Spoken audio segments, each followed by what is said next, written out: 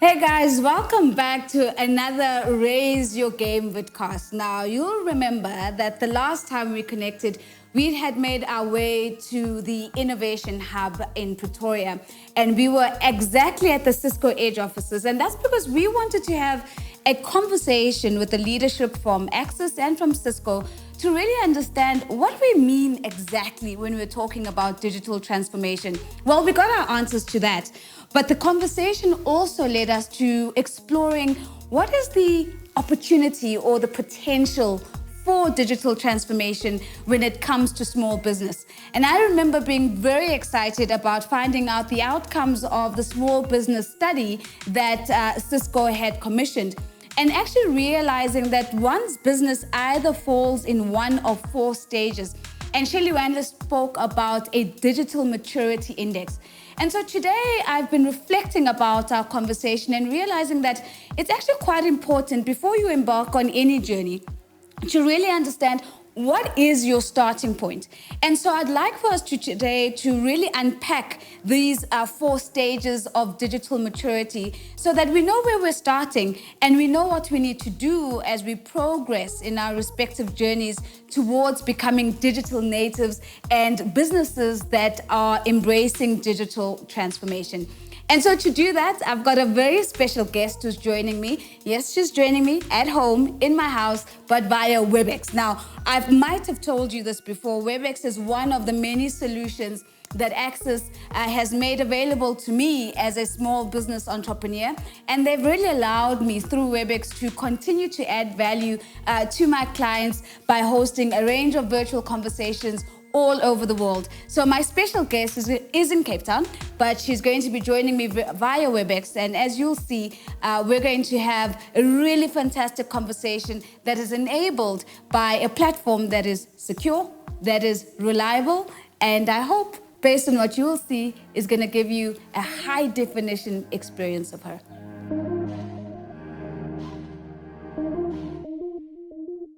Bria, I'm so excited that we've eventually managed to connect with you being in Cape Town and me being in Joburg. It's been a little bit difficult, but here you are. And I want to share you with my friends today and maybe start off by just sharing with us, how are you contributing to the world every day? We talk a lot about impact. You talk a lot about impact. How are you making impact through your work? Well, thank you so much, Nozi, for my introduction, and to ASICS for enabling this conversation so that we can talk about our contribution to impact. And for me specifically, it's really about designing startup advisory, business and impact innovation, Intel, which is the company that I run, as well as gender parity. And I have the opportunity to do it through these two verticals. One being what I like to call value as a service. And as you mentioned earlier, Nozi, through corporate moderation, but also using the platforms that I have on social media and partnering with brands, to influence and to contribute to information for the entrepreneurs and for the entrepreneurial in their thinking, and also provide some strategy consulting in that. And also through the business, which you so mentioned, is a design studio where we're facilitating impact, innovation, and shared value through design, as well as advisory. And the result is really engaging with entrepreneurs and small businesses to large businesses on the opportunity to achieve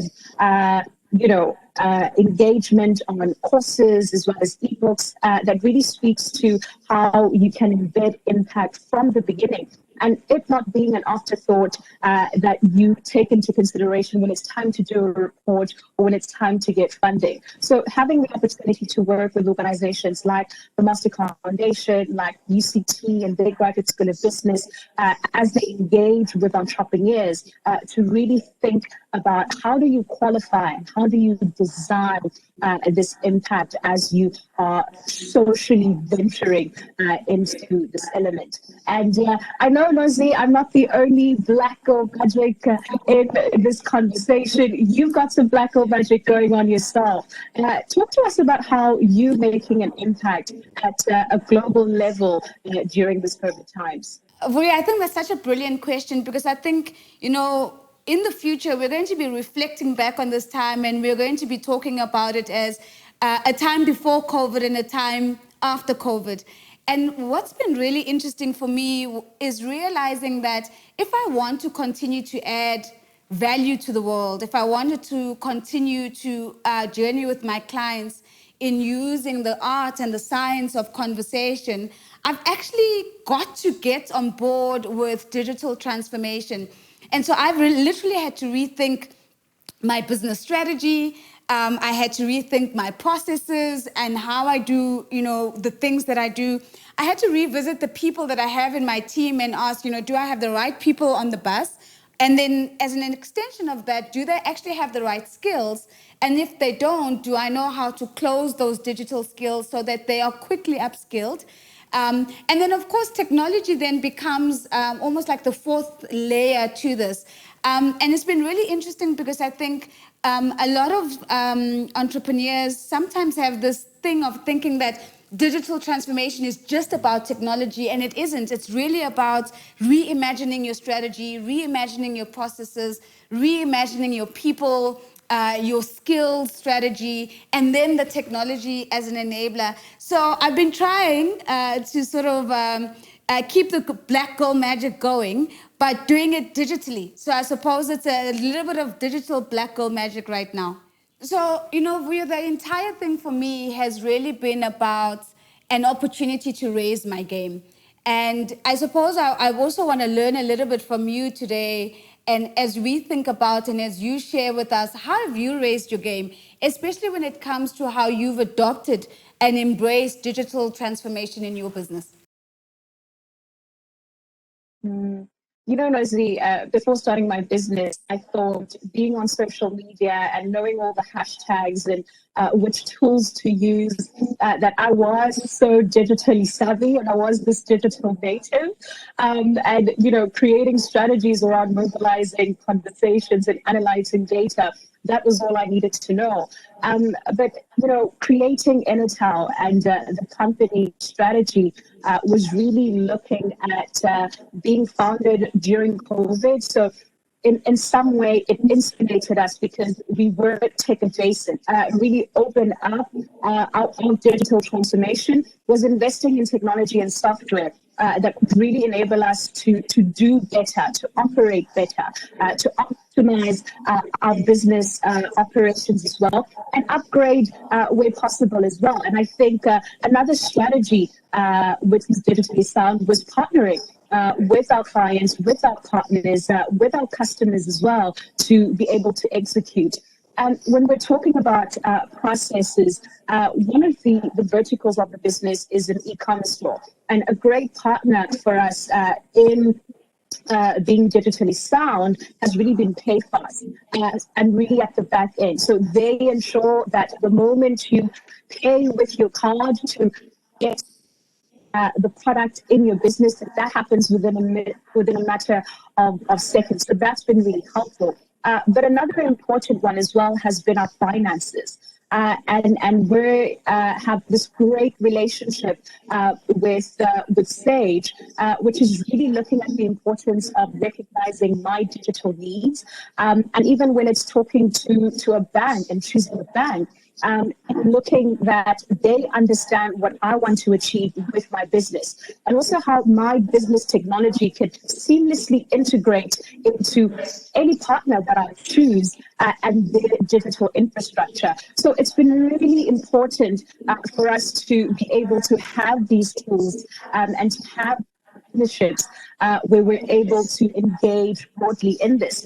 And I think that, this also just extends to the skills element that you were engaging on earlier, and the literacy that needed to take place using, whether it's free courses or unpaid paid courses, but it's really about, ironically, we teach our clients about how to be able to engage in certain concepts and frameworks around design impact for the businesses. But for us, it's also about being digitally sound and being digitally literate around the technologies that we use, and using it as a lens to invest in the business, as opposed to just saving and choosing the cheapest software that's out there.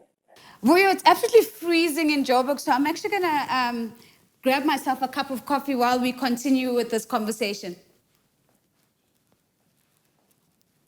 So, one of the things that really just stood out for me, I think, in the conversation that I had with the Access and Cisco leadership in the last vidcast was really the outcome of that small business research that was done.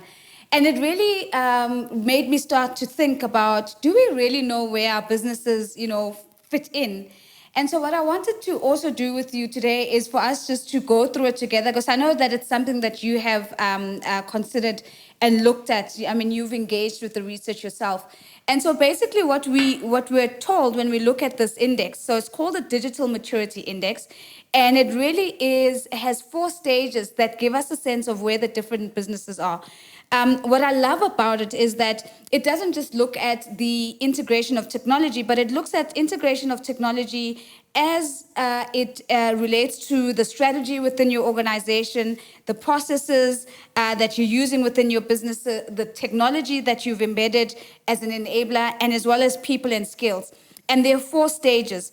Stage 1 is where you are digitally indifferent. And what this means is that your company is absolutely just reactive. There's no proactiveness in terms of your engagement with digital transformation.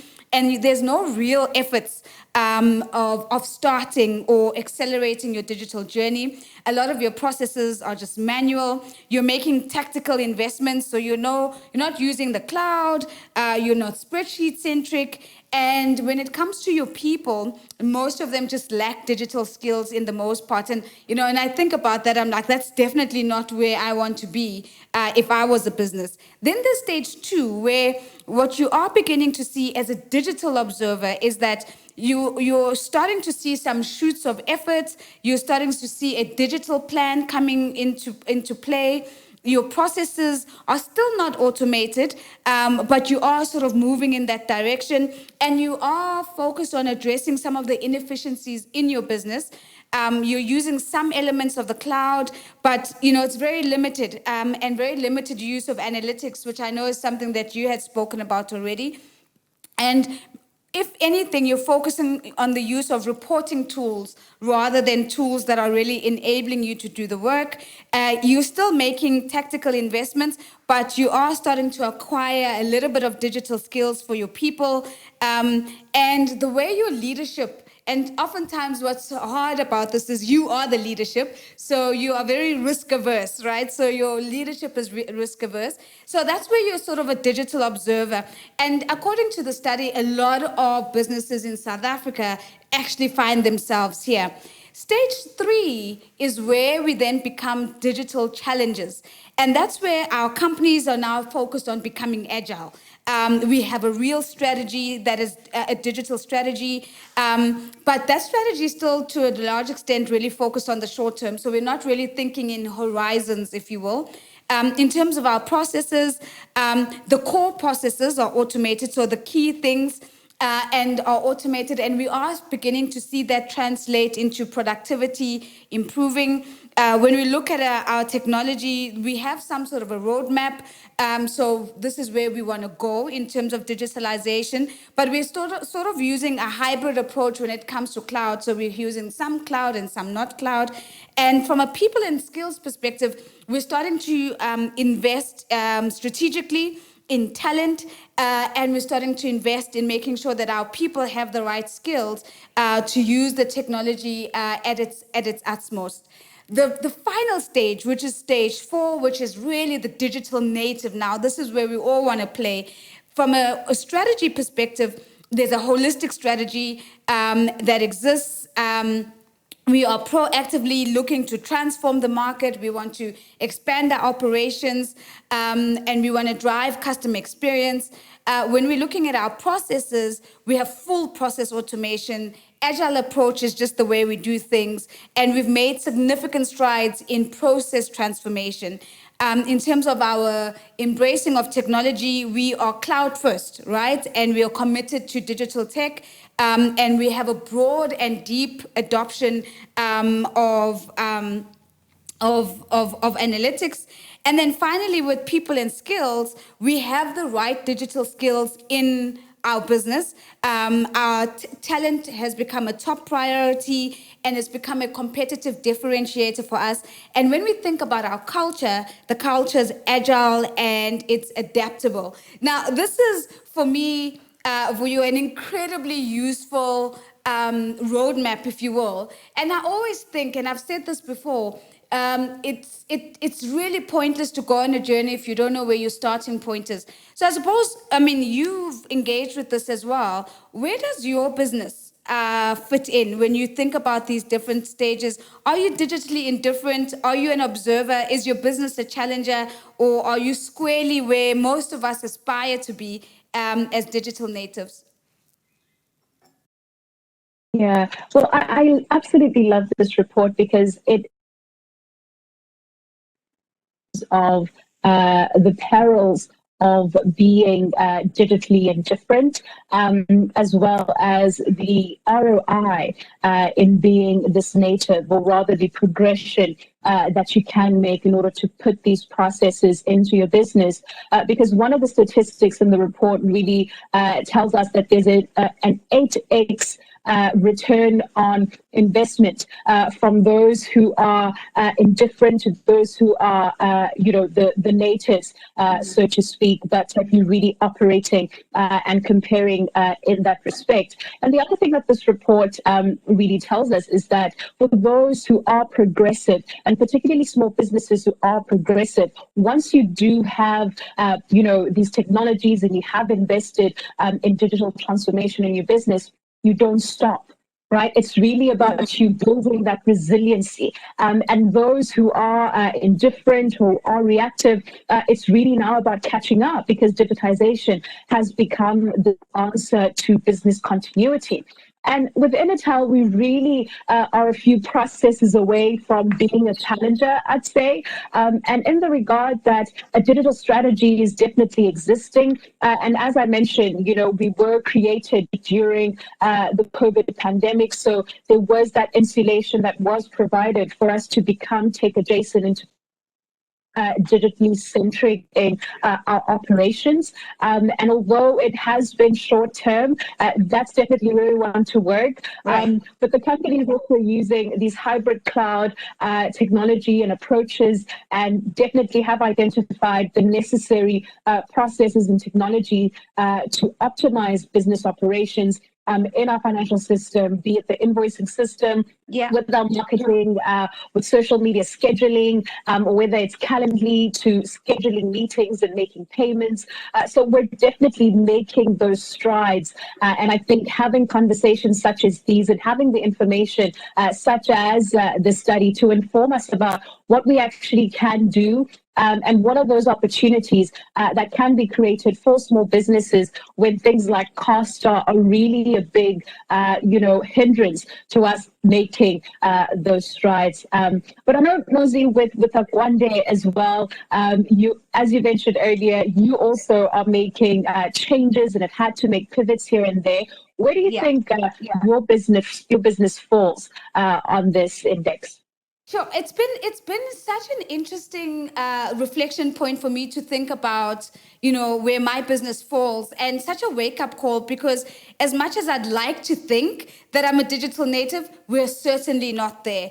And more importantly, I then assumed that, of course, then I must be a digital challenger. And I realized there's some things that I hadn't actually begun to think about and to execute against. So I would say that my business is really at sort of 2.5, if you will. So we're past the digital observer stage, but we're not yet firmly in the digital challenger stage. And so for me, and I think about, is my business focused on becoming agile? Absolutely. And do we have a strategy in place? We do, but I think the strategy has been more about the short term, too focused on surviving COVID, if you will, instead of thinking about, in this now reimagined world of conversation, what is the 2-year, 3-year, 5-year horizon look like? And that's some of the work that I still need to do. When I look at the processes, all our core processes are completely automated. And has that improved the productivity rates? 100%. So that's something that I'm, very confidently will sort of tick off in terms of, yes, we've done that. I still think there's a lot of work for me to do around the tech roadmap for digitalization. I think I've been a little bit of an observer here in the sense that the investment in technology has been a little bit tactical. So, more around what do I need right now instead of thinking about what is the long-term investment, right, that is going to allow my business to be differentiated in the market and to continue to add value. And then around people and skills, I think I must say this one has probably been one of the most rewarding for me in the sense that it was quite good to watch the people who work for me being tested in this new environment and realizing that they might not have the digital skills, but they certainly had the right mindset.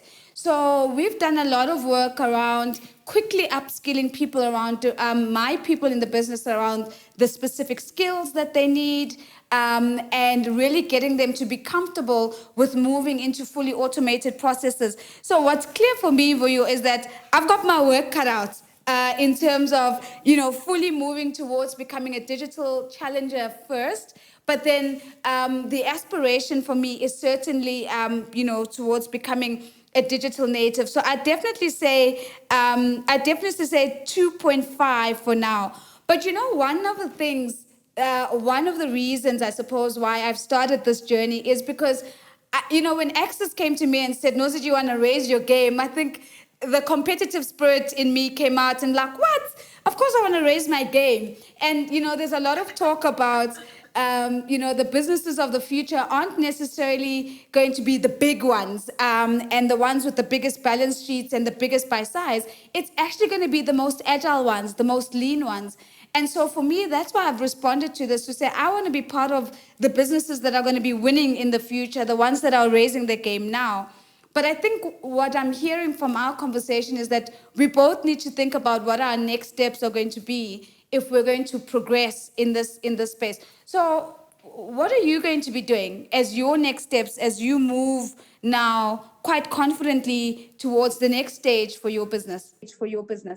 100%. I mean, I think that even in the report, it's stated across all these markets that were surveyed and these global markets that were surveyed that small businesses definitely have a huge role and a huge contribution to make to national economies, to global economies. So it's become so important for us all to raise our game, and I think leverage technologies such as Access to do so. And for Inatal, it's really about looking at completely becoming a digital challenger. I think that is really our focus right now, and also engaging in partnerships for our e-commerce store to maximize the impact and the distribution of our ebooks and our courses so that small businesses, which are mentioned in the study, can actually be able to, I think even with the relevance of COVID right now, look at the impact that they're creating, look at the value and the added value that they're creating, because it's not enough to just offer the product and, that's the end of the relationship that you have with your customer. But it's really about adding value. Right, and what added value, and also clients are expecting more. They're expecting you to go beyond. So I think it's really about us thinking around how do we ensure that these products actually get in the hands of small business owners, but also the entrepreneurial and those who are perhaps thinking about it or who are providing advisory doing so. And we definitely want to continue working with clients such as the Mastercard Foundation and universities like the University of Johannesburg and UCT, and partners to really design and accelerate impact. Engaging with hubs like universities is where I think there's a really great potential for impact, because it's not just students, but it's entrepreneurial hubs. So it's really about partnerships for us. And it's also really about, putting the right processes in place and making the right investment so that we're able to optimize this experience and create value and added value because, at the end of the day, we collaborate to innovate. And doing it together, we go farther, and the impact is much more bigger as well. And what about yourself, Nozi? How do you plan to raise your game? Well, I'm certainly going to be going into the 7 steps that allow you to get to become a digital native. And that's a conversation that we're going to be having in one of our vidcasts. But right on the priority list for me right now is to stop thinking short term, to really begin thinking in longer term horizons with a degree of flexibility so that, should the environment shift, I'm able to be agile in how the business responds. And I think also it's from a technology perspective, it's also making sure that I have my roadmap in place and I'm making the right investments, right? So it's not just tactical investments, but it's really long-term investments. And I think that for me is really important because you would have heard me speaking about this for a long time, that I always find that the profession of conversations and the profession of being a conversation strategist needs to sort of be pushed out from this thing of being seen as a side gig or a hustle. It's actually a very important business. And part of me establishing that is about showcasing through my own business that this is how you think strategically, this is how you embrace digital transformation, and this is how you take the competition and the conversation to the world. So those are my next steps, but my immediate next steps are going to change because I've got a virtual moderation coming up in the next hour and getting in front of my laptop and starting that conversation. But I wanted to say thank you so much for having a cup of coffee with me this morning and connecting with me and just allowing us to learn from your story as well. Well, thank you so much, Nozia, and to ASICS as well, and Makwande, right? To the impact and these conversations that we are having, and that hopefully they'll better the design of impact and how businesses and individuals are thinking about optimizing the transformation for their businesses. Fantastic. Vuyo, thank you so much. I'm going to leave our meeting now. Thank you so much for joining me. So there is me ending the meeting. So what's clear is that, there is an opportunity for us to really engage with what is our starting point and to start thinking very strategically about where do we want to go and where do we want to take our businesses, and chunking up that journey so that it makes sense for our budget, it makes sense for the skills capability and the talent capability that we have. And that is how we actually create a ripple effect that allows us all to raise our game. Now, in the next vidcast, we're going to be focusing on how businesses that have recovered more rapidly from the impact of COVID-19, the study reveals that these are businesses that more quickly embrace digital transformation. So if you're wanting to recover quickly, if you're not wanting just to survive, but you're wanting to thrive in this new normal, I hope you're going to look out for the next vidcast. Remember, the dates and the broadcasting is always on my social media pages at The Real Nosy. So make sure to follow and make sure to keep raising your game. Thank you so much, guys, for joining me once again.